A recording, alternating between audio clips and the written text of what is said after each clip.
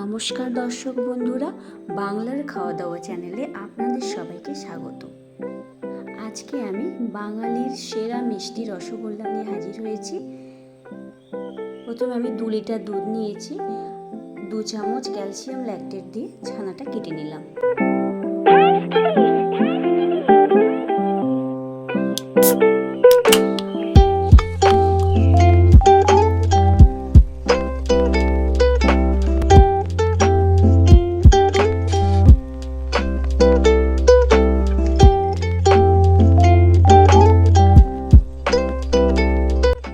আস্তে আস্তে ছানাটি কেটে যাচ্ছে।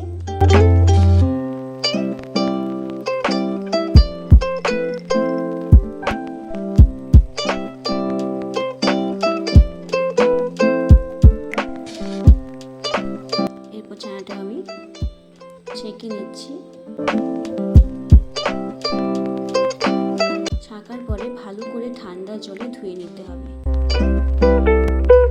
তারপরে ভালো করে জল নিগড়ে নিতে হবে। দেখুন ছানাটি ধোয়া হয়ে গেছে। এরপরে ভালো করে আমি জল নিগড়ে নিচ্ছি।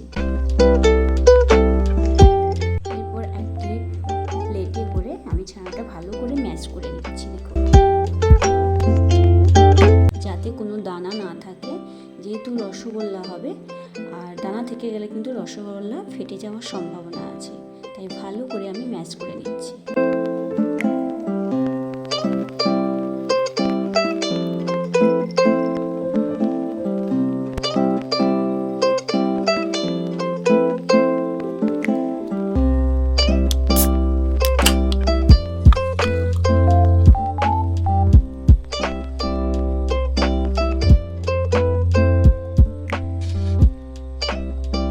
এরপর ছানাতে আমি কিছুটা এলাচের বীজ আর চিনি ভালো করে গুঁড়ো করে 1 চামচ মতো দিয়েছি। 1 চামচ ময়দা, 1 চামচ কর্নফ্লাওয়ার আর 1 চামচ আমল দুধের গুঁড়ো, আর উপর থেকে 1/2 চামচ চিনি দিলাম। তারপর ভালো করে মিশ্রণটি আবারও ভালো করে মাখাতে হবে। দেখুন, এইভাবে আস্তে আস্তে করে ছানাটি ম্যাশ করতে হবে।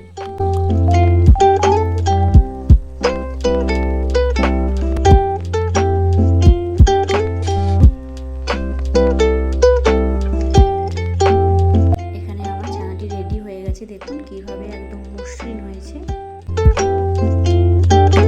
এরপরে আমি আস্তে আস্তে ছোট ছোট করে ছানার বল তৈরি করে নিচ্ছি। আর শেপটা যেমনই দেন না কেন, কারণ কি রসগোল্লা ফোটার সময় বড় বড় হবে, তাই আমি শেপটা মিডিয়াম রেখেছি। দেখুন, কোনো ফাটার দাগও নেই, আর সুন্দর করে ম্যাশও হয়েছে বলগুলো। এরপর আমি একটি কড়াইতে চিনির সিরাপটা বানিয়ে নিচ্ছি। এখানে আমি 1.5 বাটি মতো চিনি দিয়েছি, আর ঠিক তার ডবল আমি জল দেব। 3 বাটি জল দিলাম।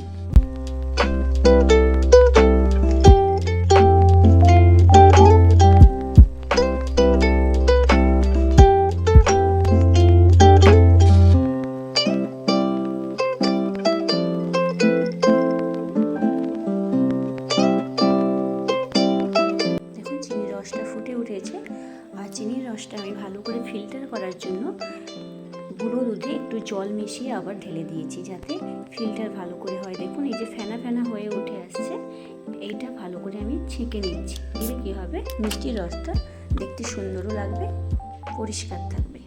এই যে দেখুন ফেনাগুলো আমি ছাঁকনি দিয়ে তুলে নিচ্ছি।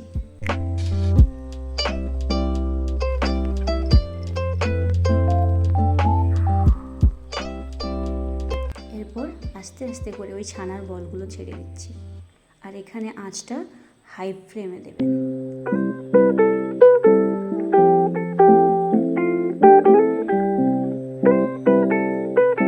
মিনিটের জন্য আমি ঢাকনা দিয়ে রাখলাম। দেখুন ছানার বলগুলো কত বড় হয়েছে। এইভাবে আস্তে আস্তে করে এগুলো উল্টে দেবেন।